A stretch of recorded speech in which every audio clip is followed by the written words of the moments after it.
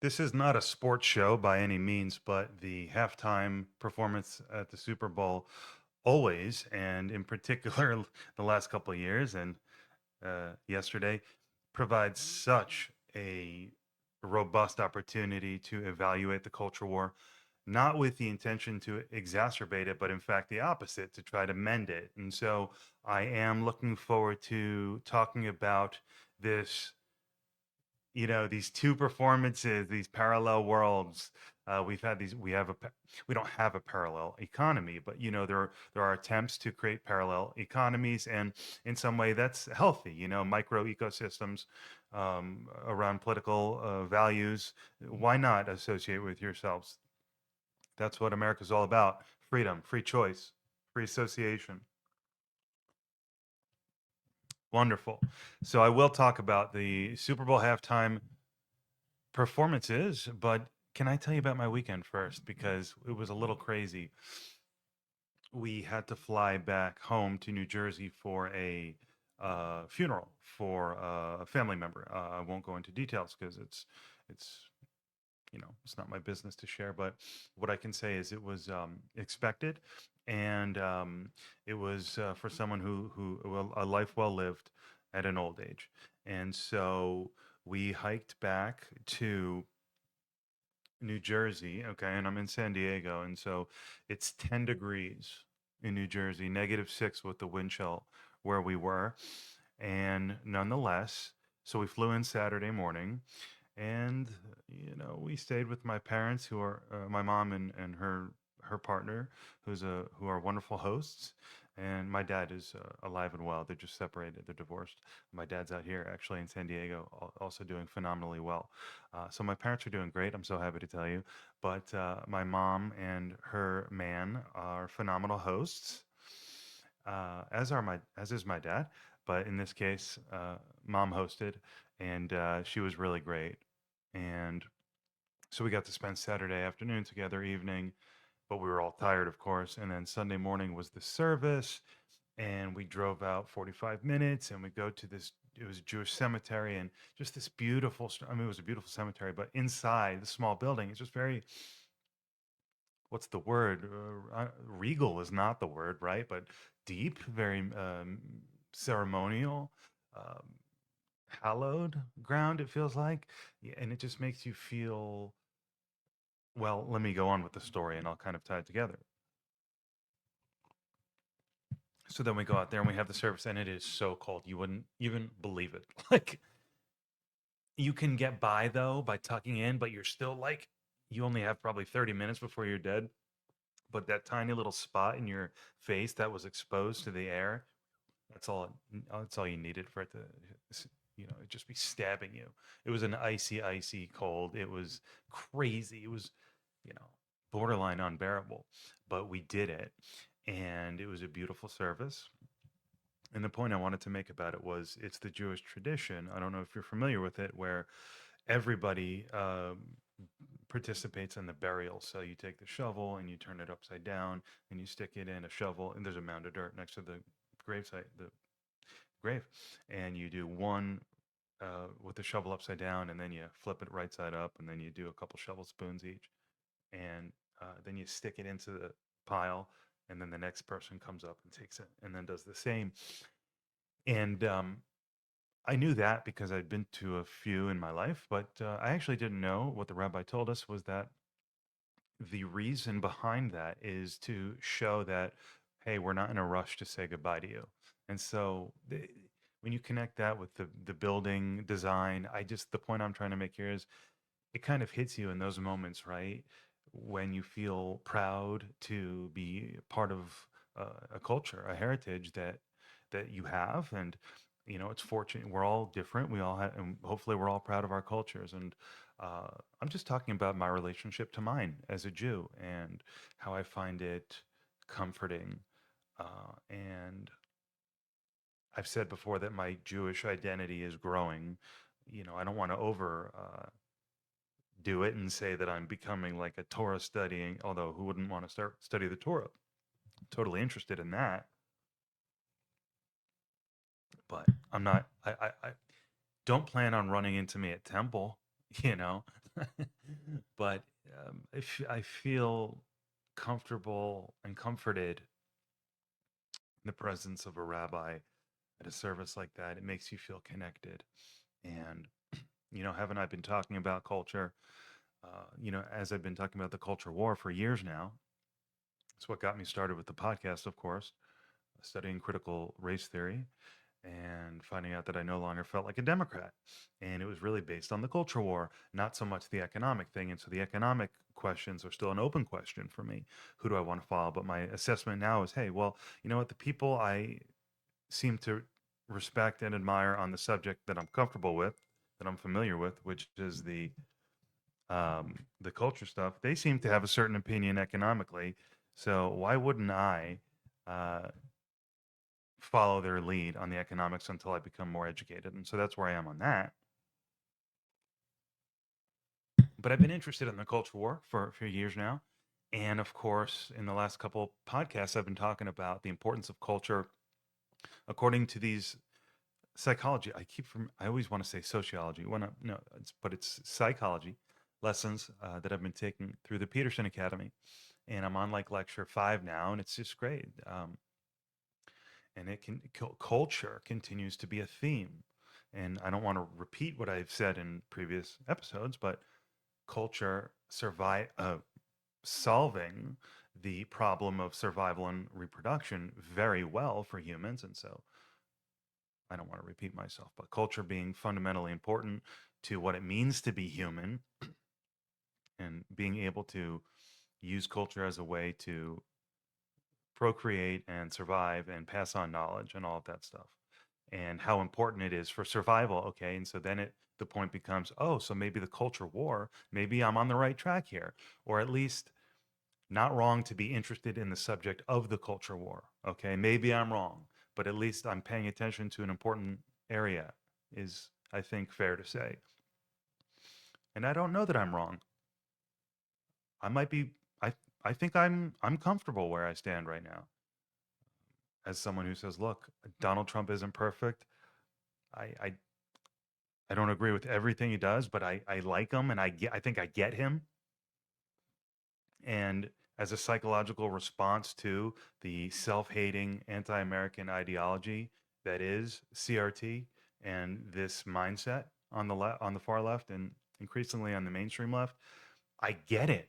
And so it's not where I want to be as a country, but Megan McCain had actually a really good post the other day saying something like, if you cry wolf so many times, eventually you're going to get the beast, talking about the woke right. And it's not that she was saying Trump is the woke right. I think I understand exactly what she meant, which is that, yeah, these people are going to come out to play too. And Trump is on that side of the line, but he's not. He's not that beast, but he's got the beast at his heels, right? That racist, hateful, whites only beast at his heels. It's not Trump, but they're there. So the culture war being very important. Um, so where was I? Yeah. So culture, yes. Feeling proud of my culture, but it's American culture. And so I have to assimilate as a Jew, right? Jews have to, everyone has to assimilate into American culture. Um, and we should be able to. And I think of America as that classic melting pot. And so, with that said, it's actually a pretty good transition to, have you heard of this guy, Michael Savage? So, we're traveling, we flew back last night. And so, right, it was like 24 hours in New Jersey. And I actually got a little sick after, as the flight landed. Fortunately, I made it off the plane, but I even had to tell the Uber to pull over. I mean, I was sick last night, very nauseous. You want me to give you more detail? Um, but I'm tired, so I'm a little depleted today. But it was great that we were able to go there and support family and pay our respects, and beautiful service. And so on the way to Jersey, I was scrolling social whatever, and I found somehow, oh, it was on X. I found Michael Savage, and I don't know the guy. You probably know him. He's a famous radio guy. Um, I guess his slogan is Borders, Language, Culture. He's an elderly Jewish guy. He's an older Jewish guy at this point. And I guess he's like a right wing culturally, at least. I don't know where he falls economically, so that's kind of interesting for me. I'd love to actually get to know him. But I came across a 30-minute, 36-minute live stream that he did somewhere from at the beach wherever he lives, and it was just kind of a brilliant, random, absurdly, not absurd, but just funny and talking about. And my actually first reaction was not screw this guy, because I didn't have that reaction at all. But my reaction was, having studied the psychology stuff that I've been exposed to recently about how fear sells basically, and human beings tend to focus on the negative, the negativity bias. It seems to me that it would be so easy to traffic in crisis selling and to get clicks and all that. And I go, is this guy just doing that because that was the essence of his video, like doom is coming, basically? But it was actually a pretty cool video. And it was funny. Alex Jones, of all people, quote posted and said, "God, I wish Michael Savage was president." Um, and so I guess Alex Jones doesn't think all Jews are bad. Um, I guess no one ever said he did. But Michael Savage is an interesting guy. I'm looking forward to getting into him. Interesting personality. I like him. I dig him. So, but borders, language, culture is, I guess, a slogan of his. And so, I think I like where he's coming from. Strong on understanding the importance of culture. Okay, you see. So I said, "Oh, that's interesting. I found a guy another guy, another culture warrior. That's all." All right. So let's move on. Let's get into this Super Bowl. And I'm going to actually talk a little bit about football for like 2, 3 minutes, including a take on Sam Darnold as a Vikings fan. And then I'm going to talk about my favorite commercial. All of this I expect to take 6 to 7 minutes tops. And then I'll get into my, you know, 10 minutes or so, whatever I'm going to say about the Super Bowl performances. So, firstly, I promised someone that I would address this comment they wrote me. They go, "With all due respect, Brian," because I've been tweeting a little bit about this, that I'm going to do an episode like this. "With all due respect, Brian, you don't really strike me as much of an NFL fan." I wasn't my entire life. I just wasn't interested. Um, I played sports as a kid. I was athletic, and I love sports. Love playing basketball. Played basketball. I'm actually looking to get back into, the rec league kind of thing, because when I went back to school, law school, I stopped and I never got back into it. But I played ball like into my late 20s. Okay, so I love sports, but I never was a dedicated sports watcher growing up. I watched movies, I watched WWF, I was a nerd. So that was fine. Never really had a sports team. Um, and then in college, and so, it's funny, in college, I remember we would friends in like freshman year, we would want to get the TV in the common area of this amenity building that was there. They had one big TV, and we wanted to use it to play Nintendo 64, Super Smash Brothers. And this one dude would sit there and watch football all day, and I would say to myself, "What a jerk off! First of all, what an asshole! What a huge big screen, and this guy just by himself, sip of tea." And long story short, in hindsight, now I get it. Well, let me just say, so what got me interested in football was playing fantasy football that year or the following year. And once you, because you kind of just get invested, you become like a GM of the whole league if you do it with any kind of, if you pay attention to what you're doing when you go through the process of drafting players and all that, you just feel like you have a handle on the league and you become suddenly interested in everything that's happening. It's quite fun, right? Every pass, every run, every tackle, every interception. So I don't gamble on we do put money on the league, but besides that, I don't do sports betting. Thank goodness. Um, but I think I might have, through a friend, once placed like a $5 bet on a random soccer game. So I've had that experience of having $1 on a game, and suddenly you're like, "Oh, I gotta watch this. This is great TV." And there's something to that. Not that I would ever want to encourage anyone to gamble on sports, but and it's a rising cultural phenomenon. And Um, there's something to that, um, potentially, as a human interest. But yeah, so I became a Vikings fan through one of my good friends who is just a diehard, always was, grew up that way. And so I absorbed his loyalty. Now, us Vikings fans have been truly the victims of a curse. I don't go that deep with the team history and all of that. A fan since what, like '09 or something. But generally, I think the 2 cents on the Vikings is historic storied franchise, uh, current ownership, phenomenal, best in the league, really, consistently rated by the players' self-rating, self-evaluations as the premier destination in terms of so many factors. So much has gone right. The new stadium, consistent leadership, strong community work. The Vikings are an organization that has every reason to be proud. But the Super Bowl has eluded, and the quarterback has been a problem in the years that I've been paying attention. We've had some good ones, but it's just been transition after transition. We've been longing for our franchise quarterback. It's been a bit of a nightmare for the team, if you want to be honest, big picture, in some respects. We have an amazing team. We have an amazing coaching staff. We were built to win. The league is very competitive. The parity is pretty good, but this Vikings team is deadly. Was deadly this previous season. They needed the quarterback to do his thing, and so the big story with the Vikings was, sorry, sympathy.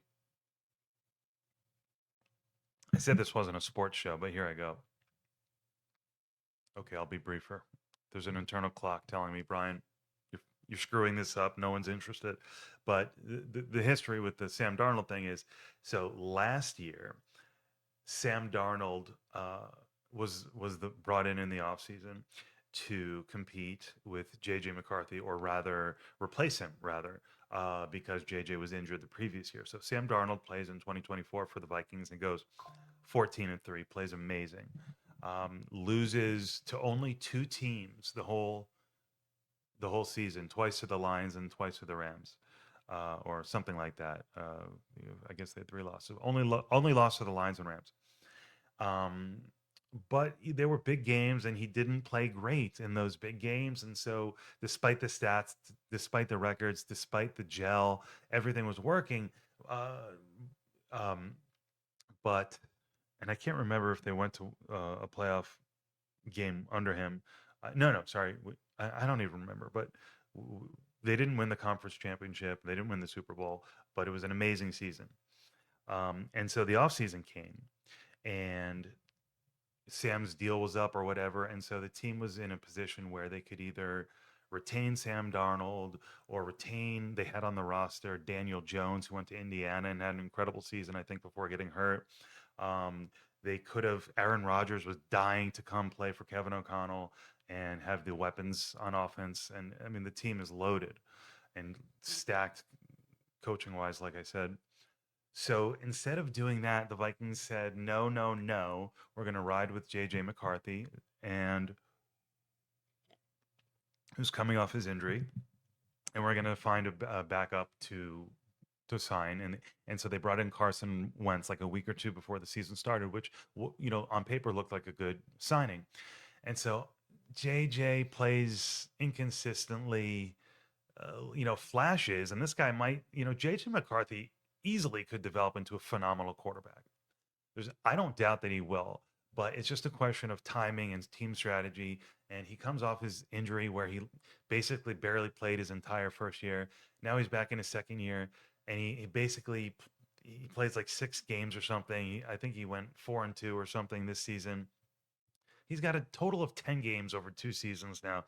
He gets injured again early into this current season. Carson Wentz, so he barely plays this season too. Can't develop. Carson Wentz comes in, and you know it almost works, but it doesn't. And so the Vikings languished at quarterback this season, and it was the worst case scenario. Okay, that was the long way of saying it was the worst case scenario of all things that could have happened. and this was a very winnable year. This Super Bowl was very achievable, sadly. And so it hurts. This really hurts. Now, we're happy for Sam Darnold, though. Great guy. And actually, one comforting analysis I saw said, you know, the defense, look, Sam, don't, no, I'm not taking anything away from Sam Darnold. But who would have thought? Well, he went 14-3. He played lights out. If we had kept him, would we have been a locked? It's just, it hurts. I was gonna say, well, it was slightly comforting to say, oh, they rode Kenneth Walker, the Seattle running back. The defense was incredible, and Sam just had to be okay. Uh, and he wouldn't have done that with the Vikings because ultimately, the Seahawks, the running game was more imposing and they could control more. I don't know. Look, it hurts. It hurts, but we're happy for Sam Darnold. Okay. The best Super Bowl commercial. First of all, when I was in high school, I took a film class and it was so fun. The greatest guy, his name was Iavacone, Dr. Michael, Mr. Iavacone. And he said, if you take my class, I have to warn you, you'll never look at TV and movies the same because you're going to see how it works behind the screen. No, I don't know. I must have just been smoking too much weed because I never, I watch a movie now and I'm just like, great, this is a great movie. I'm not, no, I don't really know that I learned much technically, but maybe just little nuggets, right? Like I remember him telling a story about Al Pacino coaching an acting class, and he was just saying, just do less, do less, do less. Someone was saying to him, do less. And then he finally says, the director was giving him that note, and he goes, if I do less, I'm not going to be acting. And the director goes, exactly. So little nuggets like that. But it was a great class. We watched a lot of movies, and it made me really and one thing we did always after the Super Bowl was talk about the commercials. And so of course the commercials are extra funny. They're so expensive. I mean, it's obviously about the eyeballs on them. So it's the commercial, it's the Super Bowl of commercials. And so in some way it's a Super Bowl of television. And so it's always a pleasure to do that. And so my vote for best commercial was clearly the Budweiser one. And my only comment is instant tears for me. You know, I forget exactly at what point. It wasn't when the horse covered from the rain, although they were starting, right? But something about maybe when it was like, I'll pick you up, and right before the flight took off, with the eagle and the horse I'm talking about, of course. Now I'm Dr. Seuss. Um, that just, it worked on me. I'm sure it worked on 200 million other people, but something primal about a little creature and a bigger creature. Sip of tea. An unlikely friendship, um, just a pure friendship. There's something incredibly powerful about that and appealing. And the concept, it's two American icons, the horse and the eagle. Because Googling to make sure that was Budweiser, right? Just to make sure before I spoke about it. And it says, yeah, the two American icons commercial. So, okay, yeah, definitely. And I love that. And so doesn't that tie in to this theme of pride and what the culture is and what it means to be healthy psychologically as an American? And so let's go on here with our discussion. Let's get into it. After another sip of tea, let's rock. So this culture war aspect of the two halftime shows, I mentioned already that the fact that we have two halftime shows is something. Um, on one hand, it's perfectly fine and it's okay, right? And that's great. Freedom is freedom. On the other hand, it would be nice if we had one Super Bowl halftime show. I think it would be nice. It's fine that there was a second one. But my friend sent me a reel that just had me rolling. I so wanted to play it for you, but I don't want to get into like the gimmicks. I don't have high production quality, so I don't want the video to lag or whatever. But I was so tempted to just put it on the screen and play it for you. The first starts with like, it was all about the contrast. The caption was, the contrast between the two halftime shows really got me like dying, right, of laughter. And it just the video starts with like this crazy ethnic dancing, in the fields with the Bad Bunny, and then it just cuts to a guy, a white guy, an acoustic guitar, and he's like, "I just want to cut my grass and have a meal and pray to my God," and it's just like the contra, and it just kept going back and forth, the tribal dancing. And yes, so there was a stark difference, no doubt about it. And so, what did I think of the Bad Bunny show? Well, actually, I really liked it. I dug it. I thought it was very cool. I had no problem with it. There was an American flag there. It was proudly displayed. I have no problem with the guy repping his culture. Um, I now know why I didn't know who Bad Bunny is. That was such a big celebrity. You don't know who Bad Bunny is? You don't know Bad I saw him in movies and I've seen him on screen. I saw him in Happy Gilmore 2. It was pretty good at, and I saw him in a movie with Austin Butler we watched called Caught Stealing, which we actually didn't even finish because it got a little ridiculous. But actually, a really good first half to that movie. Bad Bunny was fine. He was pretty good in that too. But I don't know his music, and I'm like, how do I not know anything by this guy? I know I'm not really hip, but I should know. And now I know his music is not in English. Mystery solved. So that's a challenge. So I dug the performance. It was cool. I had no problem with it. I thought it was fantastic, very creative. Um, and the other point, I guess, is I guess this is two Super Bowl shows in a row. The previous years being Kendrick Lamar's, which I also liked. 2 years in a row, though, where I can't understand a word they're saying. And so that's fine. I mean, does it bother me? Sorry, I should have put my computer on mute. I'm not expecting to get texts. I'm not popular. Oh man, here we go. So I, you don't need to cater to my needs, but to not have English, words that are understandable is 2 years in a row is interesting, but it's not necessarily a problem for me. So yeah, it was highly sexualized. I think it appeared that way through dancing. I don't know what was said. If it's just about partying and having a good time, there's a time and place for celebration and having fun, and so it's not necessarily, oh, this guy is promoting promiscuity and this is the left's problem. But maybe he was. Maybe it was just totally disgusting and inappropriate. I don't know. That's a problem for me. It's not your problem. It's a me problem. I don't know what was said. And as for the alternative show, well, I guess there was a controversy over the viewership. Even Candace Owens was saying something like paid sponsors, and they tried to blow it up with pumping with fake numbers and fake audience. Who knows? Who cares? I didn't watch it. I saw some clips. The Kid Rock performance looked fine. It looked pretty cool. The other performances looked good. And I would say they're more my speed. Rock, rap, um, American themed, understand not necessarily American themed, but just kind of an American culture, baseball, suburbs, angsty rock. I mean, I had a charmed life. I'm a proud American. That kind of resonates with me. But I enjoyed Bad Bunny's performance as well. And I also enjoyed Kendrick Lamar's performance. Uh, I don't know if you would call both of them counterculture or either of them counterculture, but you don't have to cater to me. I don't need Creed. Right? Creed would be the ultimate, right? People say, make it Creed again. Yeah, I don't, but so a good show is a good show. And don't push anti-American crap on me. Okay? And so therefore I was okay. But I don't know what he was saying. So I have to always put that disclaimer in there. So yes, the Turning Point USA show is probably more my speed.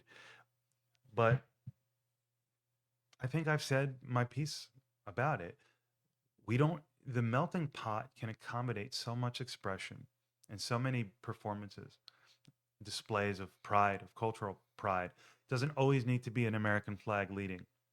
And it wasn't an American flag leading last night, but the American flag was there and it was respected. And I dug the whole thing. So I hope we can come together and get back to a place where, in some respects too, it's a result of the nature of the technology these days.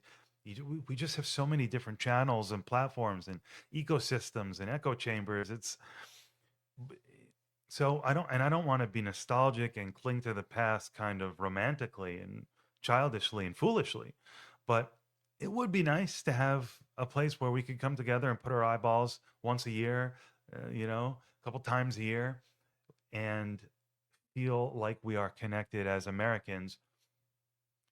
And again, that doesn't, for me, require America only. It's about respecting the American way because the American way is so accommodating. All you need to do is love freedom, right? And maybe there's a little more to it than that, but maybe there isn't. So, with that said, I thank you all very much for listening to my comments, and I look forward to being with you very soon. I've got some great guests. Great guests. There's an S at the end of that one when you're talking about more than one. That's what they call plural. I have some great people lined up. See, it's easier. I took a shortcut. I just said people. Got some great people lined up for the next couple of weeks. I think you're going to really like it.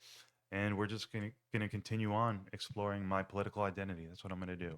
My identity as well, beyond politics. Who am I? What do I believe in terms of politics? And can I be of use to somebody else? But first things first, I got to get my thing together. I got to put my oxygen mask on and form that identity.